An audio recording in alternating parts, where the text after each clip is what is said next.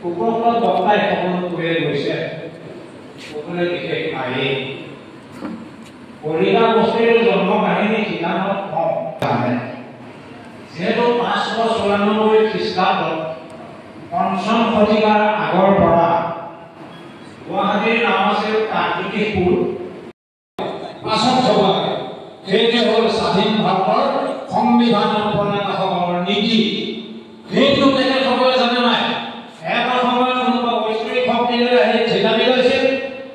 আৰু দেশ ধুই পখালি সভা কৰিছিল তেখেতসকলৰ পাছত আকৌ শংকৰ আৰু মাধৱ আৰু তেতিয়া আমাৰ কৰ্তব্য আমি আগুৱাই যাব পাৰিম আৰু আমাৰ যিমান আছে নিয়াৰ ফিউচাৰ আমি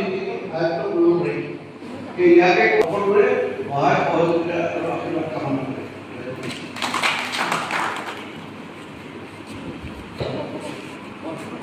বক্তব্য শুনিলো আৰু আপোনালোকক আমি নিমন্ত্ৰণ কৰিলো তেখেতসকলৰ বক্তব্য দুআষাৰ ক'বলৈ গ'লে যদি এক বস্তু হয় বোলে আমাক ক'বলৈ যে নিদিলে আৰু গতিকে তেখেতসকলে আহি কণ্ট্ৰিবিউশ্যন কৰিলে এই 15 কলিতা জনগোষ্ঠীৰ কথাখিনি গম পালে আপোনালোকে তাৰ ওপৰত আপোনালোকে যিহেতু ইয়াৰ বক্তব্য ৰাখিব কাৰণে আমি খুব কমকৈ যিটো সময় কমি আহিছে অনুৰোধ জনাইছোঁ যেনেদৰে কোচৰাজ নৰনাৰায়ণ আৰু চিৰাৰায়ৰ জন্ম সময়ত হাৰিয়া মণ্ডলৰ পৰাই কোচ ৰাজবংশ উৎপত্তি হয় তেনেদৰে কিন্তু ইতিহাসত পোৱা নাই কেৱল কোচৰ বিষয়েহে পাইছোঁ চুতীয়াৰো পোৱা নাই আহোমৰ পাইছোঁ আহোমীয়া নহয় থাইলেণ্ডৰ পৰা অহা ঠিক তেনেদৰে কলিতা জনগোষ্ঠীয় কথাবোৰ ইতিহাসত পোৱা নাই যদিও মহাত্মা গান্ধী কলিতা জনগোষ্ঠীৰ ব্যক্তি বুলি মহাত্মা গান্ধীৰ মাকে কৈছে শংকৰদেৱৰ প্ৰাক মুহূৰ্তত গুজৰাটৰ নাম আছিল গৌৰদেশ তেওঁলোকৰ আদি পুৰুষখিনি গৌৰদেশৰ পৰা আহি আমি থিতাপি লৈছিল বুলি পাইছোঁ আৰু মহাত্মা গান্ধী কিতাপত লিখিছে ভাৰতবৰ্ষৰ ভিতৰত সকলোতকৈ হাই হিন্দু ফেমিলি যি পৰিয়াল মাছ নাখায় মাংস নাখায় গা ধোৱা পুখুৰীৰ পানী চৰাই থাকে বুলি ঢাকি থয় কোনোবা ঢুকালে 45 দিন 3 মাহ ব্ৰত কাৰ্য সম্পাদন কৰে এইটো ইতিহাসে কৈছে মই পঢ়া গতিকে হাই হিন্দুনো ভাৰতত কোন পৰে কলিতাও ঠিক তেনেদৰে বহুত কলিতা পাইছোঁ কায়স্থ কলিতা ভূঞা কলিতা বৰ কলিতা সৰু কলিতা নথ কলিতা ঠিক তেনেদৰে আপুনি কায়স্থ কলিতাসকল যেনে হয় নহয় সেই বিষয়ে নাজানে চাৰিঙীয়া কলা কৃষি কেন্দ্ৰৰ প্ৰেক্ষাগৃহত যোৰহাট জিলা কলিতা জনগোষ্ঠী সন্মিলনৰ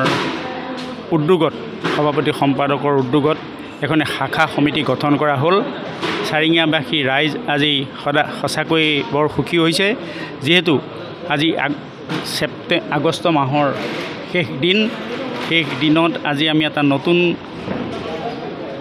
উদ্যমেৰে এটা জাতি এটা সংগঠন কৰিবলৈ আমি আগবাঢ়ি আহিলোঁ এই সংগঠনটোত আমি গত 2013 চনৰ পৰাই লাগি আছিলোঁ কিন্তু মাজতে কিছু কাৰণত সুপ্ত হৈছিলে আজি আকৌ যোৰহাট জিলা সমিতিৰ উদ্যোগত আমি সচেতন হৈছোঁ বুলি ভাবি লৈছোঁ সেয়েহে আজি আমাৰ এই গোষ্ঠীটো উন্নত কৰিবৰ বাবে এখন সবল সমিতি এই গাঁৱৰ বৰনামঘৰৰ সভাপতি দেৱৰ সভাপতিত্বত সভাখন অনুষ্ঠিত কৰি তেখেতকেই শ্ৰদ্ধাৰ শ্ৰীযুত ভৱেন হাজৰিকাদেৱক এই সমিতিখনৰ সভাপতিৰ দায়িত্ব অৰ্পণ কৰা হৈছে আৰু আমি আজি নিজেই কাৰ্যকৰী সভাপতিৰ দায়িত্ব গ্ৰহণ কৰিছোঁ এয়েহে যে আমি এটা সময়ত যদিও কোৱা হৈছিলে যে গোস্বামী ব্ৰাহ্মণসকল উন্নত জাতি তাৰ পিছতে আমাক কলিতাসকলক ধৰি লৈছিলে সেই উন্নত জাতি হিচাপেই পৰম্পৰাগত চলি অহা যিটো ৰীতি বৰ্তমান আমি সেই ৰীতিৰ পৰা বিচলিত হৈছোঁ আমি নিম্ন খাপলৈ গুচি গৈছোঁ সেয়েহে আমাক কিছু প্ৰয়োজনীয় দৰকাৰী বস্তু লাভৰ বাবেই আমি এই সংগঠনটো আজি সবল কৰি টনকিয়াল কৰি গঠনৰ বাবে আগবাঢ়িলোঁ। ধন্যবাদ। যোৰহাট জিলা কলিতা জনগোষ্ঠী সন্মিলনৰ সাধাৰণ সম্পাদক শ্ৰী বৈকুণ্ঠ বৰদলৈ কৈছোঁ। আজি আমাৰ এই দিনটো বৰ আনন্দৰ দিন, কিয়নো আজি আমি দুখনকৈ শাখা কমিটি গঠন কৰিছোঁ। এখন হাঁহপুৰীয়াত আৰু এখন শংকৰজ্যোতি কলা কেন্দ্ৰৰ